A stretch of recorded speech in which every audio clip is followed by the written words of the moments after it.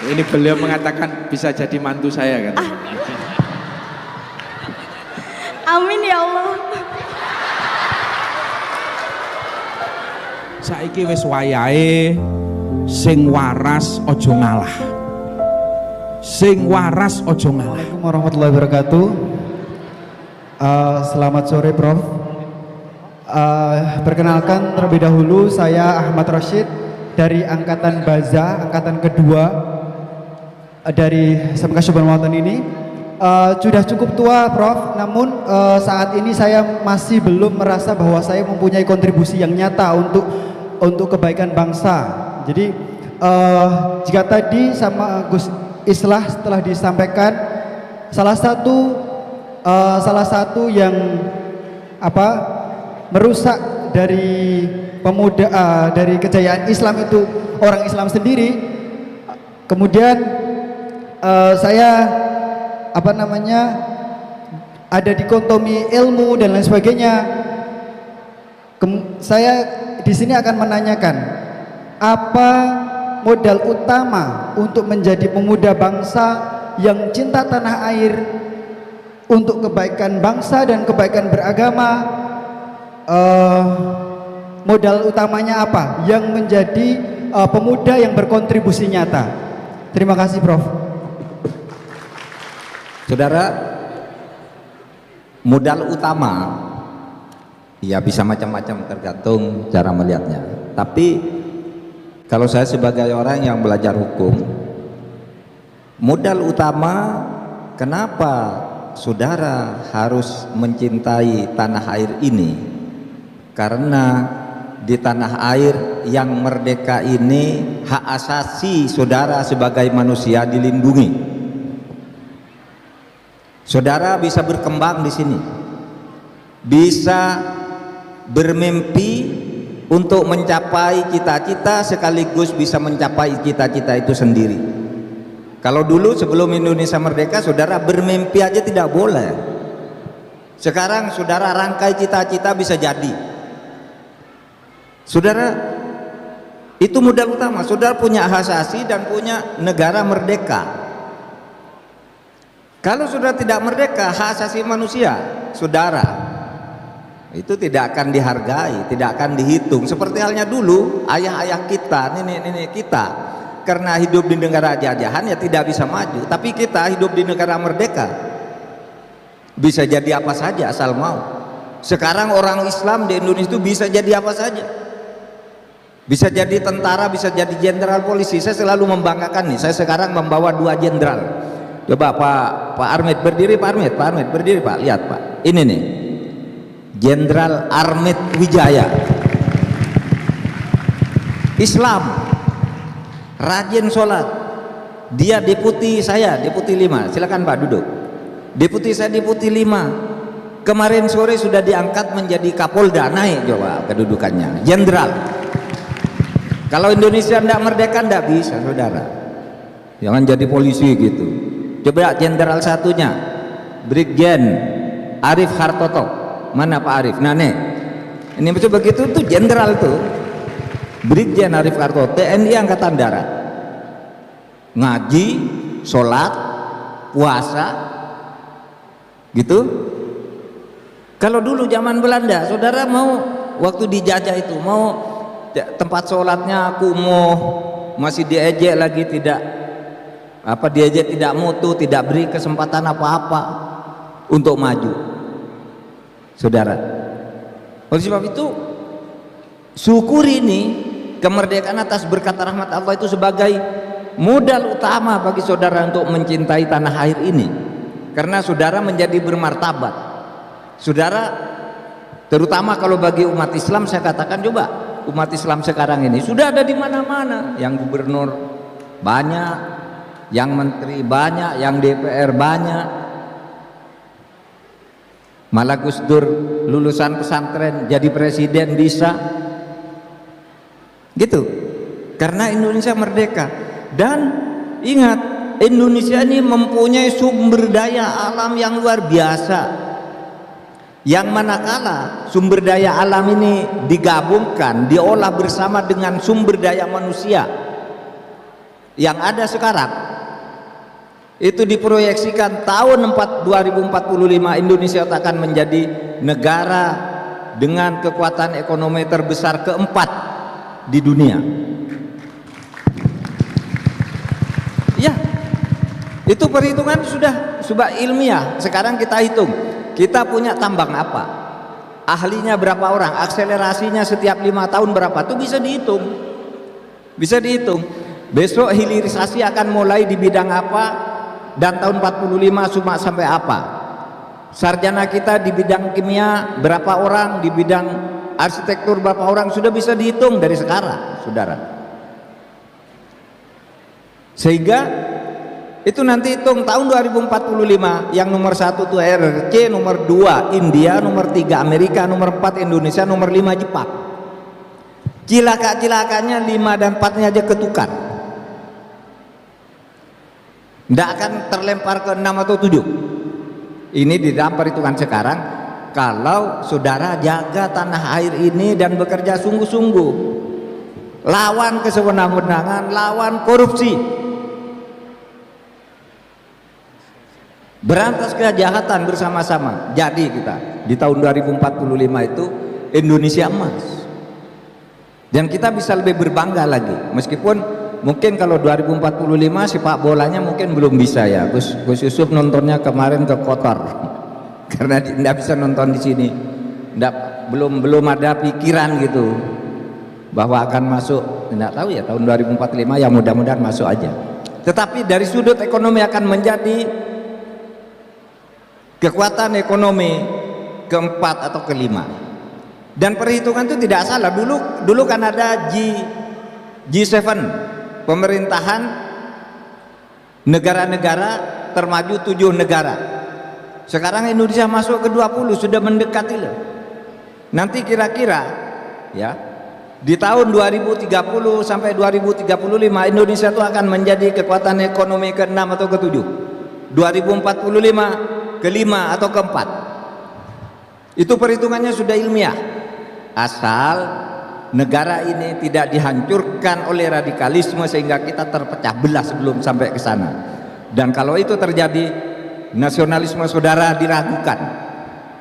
Oleh sebab itu dari sekarang mari kita bersiap bangun negara ini bersama-sama dengan penuh kebersamaan, sadar bahwa perbedaan itu adalah ciptaan Tuhan semata, dan Tuhan juga yang menyuruh kita berlomba-lomba di dalam perbedaan itu untuk membangun kebajikan bersama.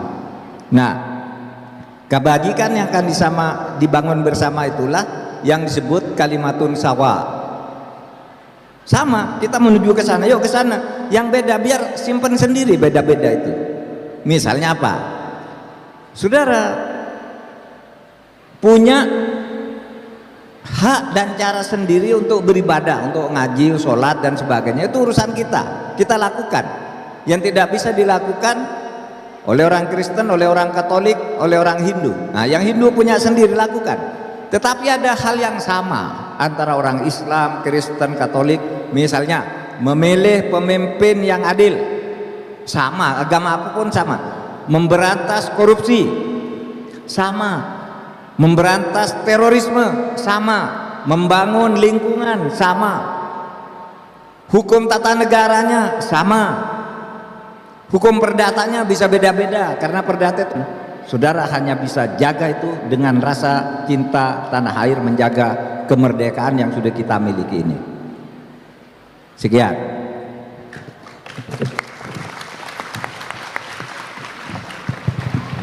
Saya kasih sekali lagi kesempatan untuk teman-teman perempuan.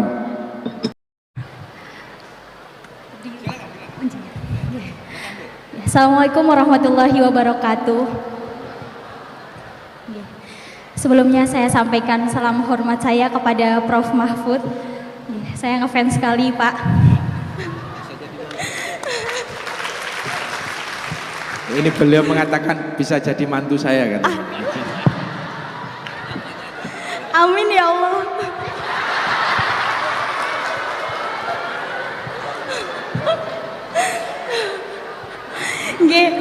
Sebelumnya saya namanya calon mantu kok nggak nyebut namanya. namanya, asalnya mana? Nggih. Saya ngapunten. Nggih, nama saya Kuni Hasanah Prof dari angkatan Bazli BQ Syubanul Waton. Nggih, saat ini masih berkuliah di UN Sunan Kalijaga Yogyakarta. Pertanyaan dari saya ini tentang keislaman kita sehari-hari, di mana sebelumnya kami di pesantren tentunya diajarkan tentang amaliyah-amaliyah, hukum-hukum, bagaimana kita mempraktikannya dalam pesantren.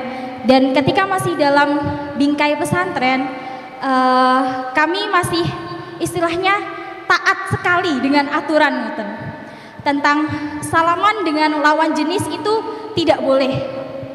Misal contoh seperti itu. Tetapi nyatanya ketika kami keluar dari pesantren, kami banyak memaklumi hal-hal seperti itu dengan alasan-alasan ukhuwah watoniyah atau ukhuwah islamiyah dan yang lain sebagainya. Jadi poin yang ingin saya sampaikan adalah dalam berislam kita tidak boleh radikal, namun ketika praktiknya kita banyak memaklumi hal-hal tersebut, lalu apakah itu tidak terlalu liberal begitu? Nah, jadi bagaimana menyikapi hal-hal seperti itu, karena bagi kami yang pernah di pesantren kemudian hidup di lingkungan luar yang seperti itu sangat penting bagaimana kami memposisikan diri kami. Begitu, Prof. Terima kasih banyak sebelumnya. Wassalamualaikum warahmatullahi wabarakatuh. Assalamualaikum warahmatullahi wabarakatuh. Perkenalkan Prof, mohon maaf sebelumnya saya nebeng nanya juga. Saya Aini Rofiqoh dari angkatan Bazli SMP Syubanul Waton.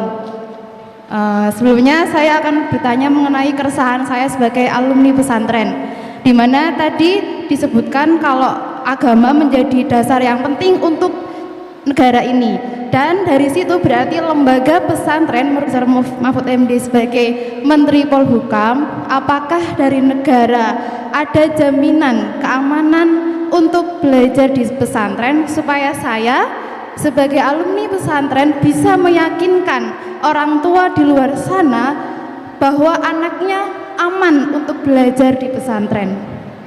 Terima kasih, Prof. Wassalamualaikum warahmatullahi wabarakatuh. Kuni Hasanah Ainur Rofiqoh. Ya relatif ya. Sikap itu tergantung sikap kita dan bagaimana cara menyikapi satu atau menghayati satu tradisi atau apa yang dianggap sebagai ajaran-ajaran agama seperti salaman, pakai hijab dan sebagainya. Itu tinggal kita aja menyikapinya. Kalau kita merasa itu sangat penting, tentu kita harus sih. Tapi kalau kita anggap itu kan hanya tradisi, enggak apa-apa juga. Oleh sebab itu tergantung niat saudara. Kuni, kalau misalnya Anda merasa saya di pesantren tuh kalau ketemu laki-laki enggak boleh salaman gitu. Kalau di kampus masih mau begitu kan tidak apa-apa juga. Kan tidak ada yang melarang, minta maaf gitu aja kan boleh. Tapi salaman juga boleh gitu. Terserah, kan tergantung hati, innamal a'malu binniyat kan gitu. Saya beri contoh begini, ada orang itu dari Aceh pakai jilbab, pinter anaknya, lalu masuk ke sekolah Del yang dibangun oleh Pak Luhut di Sumatera Utara. Ya, Sandel itu satu sekolah yang eksklusif untuk anak pinter-pinter, memberi beasiswa penuh dan lulusannya banyak yang lulus ke luar negeri, karena di situ mulai masuk itu tingkat SMA sudah sehari-hari bahasa Inggris terus, sehingga masuknya ke luar negeri itu gampang. Lalu ada anak Aceh perempuan punya pikiran seperti itu, saya enggak boleh salaman. Nah, ketika perpisahan nih, anak wisuda mau dilepas oleh Pak Luhut satu-satu disalami. Pas anak Aceh itu enggak mau. Siapa? Saya enggak boleh salaman. Kenapa? Kata Pak Luhut. Ya dalam Islam enggak boleh salaman begitu. Loh, saya sudah tua gitu kan, enggak mungkin kawin sama kamu gitu. Enggak Pak, ini ajaran agama. Ya sudah, saya hormati, kata Pak Luhut. Selamat kamu lulus dari dapat beasiswa ke luar negeri. 5 tahun kemudian datang, selesai anak ini datang mencari Pak Luhut untuk minta salaman dan cium tangan. Terima kasih Pak, saya sudah menjadi dokter sekarang berkat bantuan Bapak. Salaman biasa, nah tidak apa-apa tuh.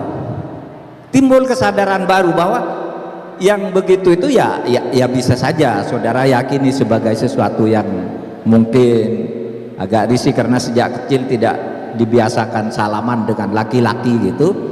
Sesudah ke luar negeri orang bukan hanya salaman tuh main gitu kan. Pada akhirnya kembali tingkat kesadaran dia sudah, dia datang ke Pak Luhut pertama salaman, dicium tangan. Lu dulu kamu enggak mau salaman, enggak Pak, saya minta maaf. Tapi tetap dia muslimah yang baik dan merasa salaman tuh enggak apa-apa kan, tergantung hatinya juga ya gitu. Itu satu. Oleh sebab itu gue nih kalau tanya ke saya gitu ya, sekarang ini gimana sih? Ya tergantung bagaimana saudara menghayati setiap aliran-aliran dari fikih itu kan soal fikih aja. Ada yang bilang bersentuhan haram, ada yang bilang enggak apa-apa kan gitu ya. Kalau apa misalnya dalam wudu tuh kan ada wa kuntum maridun aw ala safarin udatum ayum wa iddatu apa namanya aula mastumun nisa falam tajidu ma'an fatayammamu zaidan zalaka atau zaidan thayyiba suaidan thayyiba. Kalau kamu misalnya mau wudu padahal kamu sedang sakit atau kamu sedang bepergian sehingga tidak ada air, padahal kamu apa terlanjur menyentuh perempuan, maka kamu tayamum saja. Nah kata menyentuh itu ada yang dikatakan menyentuh itu artinya kalau bersetubuh, tapi ada yang bilang nyentuh gini aja enggak boleh, itu tergantung aliran fikihnya aja gitu. Saudara meyakini yang mana? Kalau saudara menyatakan waduh saya meyakini bahwa bersentuhan aja enggak boleh, nah nanti kalau saudara naik haji di Mekah itu berapa kali harus ngulangi wudhu karena ketemu dengan orang laki-laki bersentuhan juga, sehingga timbul arilan. Oh kalau begitu yang dimaksud lamastumun nisa itu menyentuh wanita itu artinya menggauli istri sebagai dalam hubungan suami istri. Kalau cuma menyentuh lamas, ada yang katakan juga lamastumun itu memakai, menggunakan tuh ya bersetubuh gitu. Tapi ada yang sangat hati-hati menyatakan bersentuhan aja enggak boleh tuh, batal wudhunya. Lah kalau batal wudhunya gimana? Ya tayamum. Kalau kamu meyakini bahwa bersentuhan itu membatalkan wudhu, kalau kamu meyakini bersentuhan itu kamu bersetubuh, bergaul suami istri, ya itulah yang mengharuskan kamu tayamum, membatalkan wudhumu misalnya. Sehingga tayamumnya pun, mandi besarnya pun juga harus tayamum misalnya. Nah oleh sebab itu tergantung, dan menurut saya tidak ada yang salah. Islam itu enak kok, tinggal saudara niatnya main-main apa enggak. Kalau sudah oh, ini yang rasional dan saya terima ini dari perasaan hati saya, rasa keberagaman sepertinya benar, enggak apa-apa gitu ya. Jadi jangan takut saya ketika di pesantren sehari-hari hidup dengan penuh ketaatan pada aturan, nah sekarang kok mudah sekali godaan untuk melanggar. Tergantung saudara. Ainur Rafiqo, saya kira keliru ya kalau sekarang ini banyak orang lagu pada keamanan pesantren. Agama penting dalam negara, pendidikan pesantren penting, tapi sekarang banyak orang lagu mempercayakan anaknya ke pesantren. Tidak benar. Sekarang di kota-kota besar itu para profesional ingin nyekolahkan anaknya bukan ke sekolah negeri tapi dititip ke pesantren karena merasa lebih aman, moralnya bisa dididik, dan biaya pesantren sekarang justru lebih mahal dari sekolah di sekolah negeri yang bagus, pesantren-pesantren tertentu. Jadi tidak benar, itu pesantren tuh justru penting dan negara menganggap penting, sehingga apa? Negara membuat undang-undang pesantren karena ini satu sistem pendidikan yang sangat cocok dengan situasi Indonesia. Pesantren itulah sebenarnya tempat membangun Islam yang moderat. Itu orang yang keras-keras tuh kadang-kala baru belajar agama tuh. Seperti baru kenal belajar agama sedikit lalu menjadi pahlawan, mau menjadi syuhada, mau jihad, mau apa. Yang di pesantren tuh ndaklah seperti kita-kita ini. Ya tenang-tenang aja, moderat. Ada orang mau begitu silakan, saya tidak mengganggu orang lain. Kamu mau beragama apa silahkan, itu urusanmu. Tapi mari bangun negara ini bersama-sama. Nah kalau saudari pertanyaannya begini, apakah negara menjamin keselamatan di pesantren? Negara ini menjamin keselamatan dari tindakan kriminal di mana aja, di pesantren, di luar pesantren. Oleh sebab itu kalau ada ketidakberesan laporkan ke polisi, atau polisi tidak dapat laporan tapi mendengar ada sesuatu, polisi turun tangan kalau ada kriminal di pondok pesantren sekalipun. Oleh sebab itu ada yang dibawa ke pengadilan juga meskipun pengasuh pesantren kan, yang sekarang sedang berlangsung. Bisa, karena sama di mana-mana kejahatan itu bisa saja timbul dari 1000 orang yang berkumpul, mungkin aja ada 1 orang yang jahat. Di tempat lain juga, di gereja, di lapangan sepak bola, di pasar, pasti adalah orang yang tidak baiknya meskipun 1, 2. Tapi secara umum itu pesantren itu Potterita inilah tempat pendidikan yang cocok untuk membangun negara Indonesia yang ingin membangun moderasi beragama secara ramah, bukan marah-marah, kata Gus Yusuf tadi. Sekian, terima kasih. Assalamualaikum warahmatullahi wabarakatuh. Terima kasih Prof. Mahfud MD yang telah memberikan kuliah siang kepada kita, pemaparannya. Semoga ini bukan pertemuan yang pertama, besok kita masih bisa terus bertemu. Kita doakan beliau agar diberikan kesehatan, diberikan kekuatan lahir batin untuk terus bersama-sama kita mengabdi kepada NKRI.